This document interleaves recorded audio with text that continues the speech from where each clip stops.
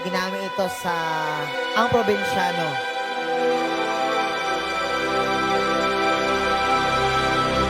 Kay daming tanong,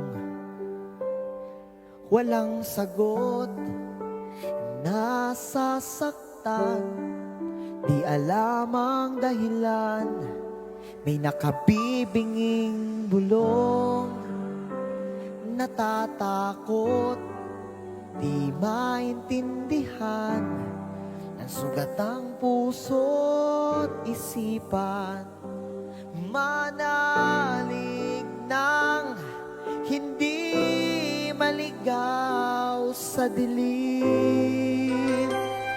May sasagot sa dalangin, huwag kang matakot, huwag mabahala kung bumuhos ang ulan. Anumang pagsubok may dahilan. Minsan walang kasagutan, sa gitna ng unos pangako niya'y di ka iiwanan. Nang ulit na kaniyang napatunayan, ililigtas kaniya. Ito ang kanyang pangako, ililigtas kaniya.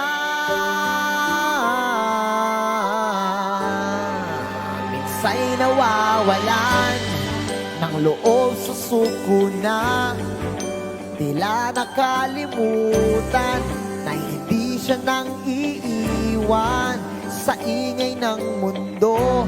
Pangako niya'y di nagbago, harapin mo ng buo sa iyong puso.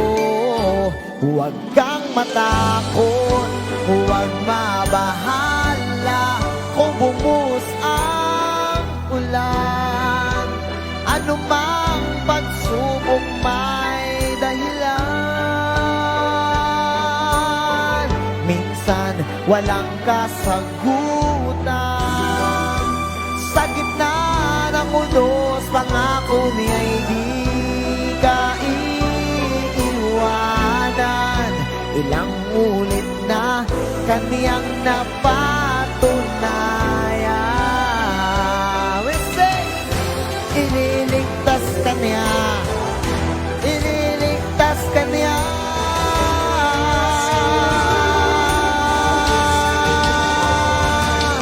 Basta't magtiwala, huwag kang matakot, huwag mabahala kung bumuhos ang ulan. Anumang pagsubok may dahilan. Minsan walang kasagutan, sa gitna ng unos pangako niya'y di ka iiwanan. Ipaglalaban ka sa gitna ng digmaan. Ilang ulit na kaniyang napatunayan, kahit kailan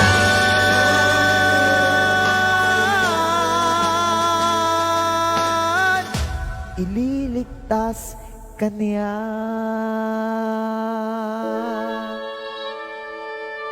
Kaya pangako, ililigtas kaniya.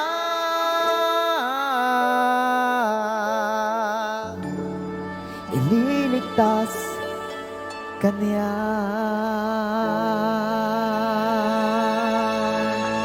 Yes! Diba nga?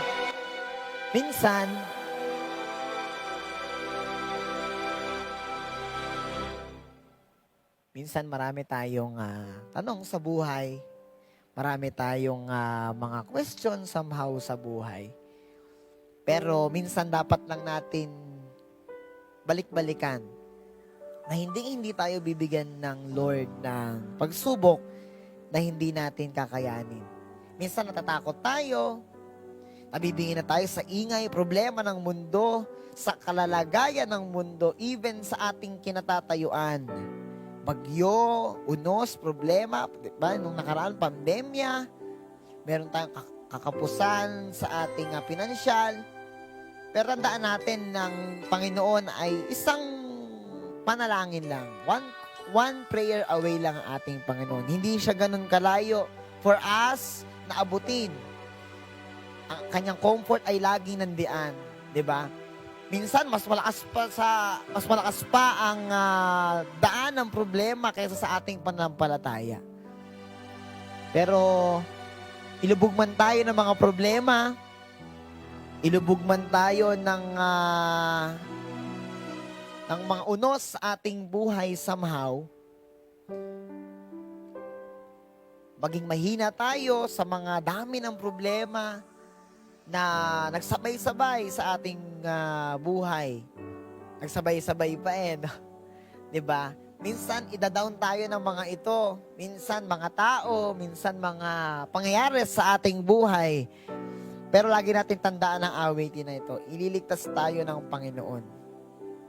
Ipaglalaban anuman ang digmaan na ating harapin sa ating mga buhay. Sasagot lagi sa ating mga dalangin at hinaing. Basta kailangan lang natin huwag matakot dahil ililigtas tayo ng ating Panginoon. Di ba?